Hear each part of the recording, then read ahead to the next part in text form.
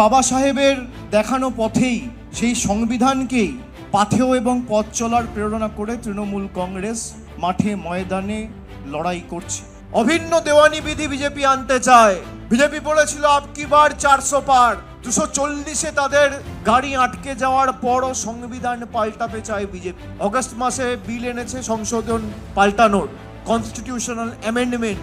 যে দল 240টা সাংসদ নিয়ে সংবিধান পাল্টাতে চায়, বাবা সাহেব আম্বেদকরের রচিত তৈরি করা সংবিধান, সেই দল যদি আগামী দিন আবার ক্ষমতায় আসে, তাহলে যে সংবিধানের মাধ্যমে বাবা সাহেব আম্বেদকর এসসি এসটিদের অধিকার দিয়েছিল, তারা সেই অধিকার থেকে বঞ্চিত হবে।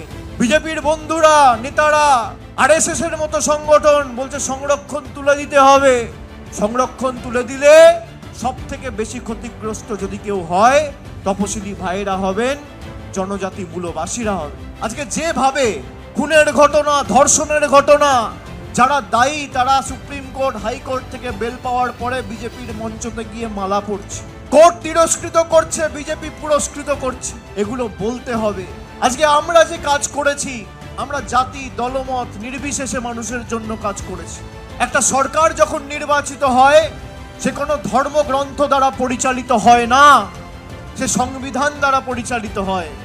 আমি একজন ব্রাহ্মণ সন্তান, আমার ধর্ম হিন্দু ধর্ম। আমি গীতা পাঠ করলে বাড়িতে করব, ঠাকুর ঘরে বসে মন্দিরে করব। আমি যদি সংখ্যালঘু মুসলমান হই, আমি কোরআন পড়বো, বাড়িতে আমার ধর্ম করব।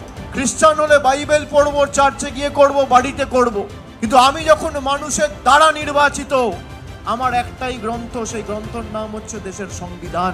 আর সেই সংবিধান জাস্টিসের কথা বলেছে, ইকুয়ালিটির কথা বলেছে, ফ্রেটার্নিটির কথা বলেছে, লিবার্টির কথা বলেছে, স্বাধীনতার কথা বলেছে।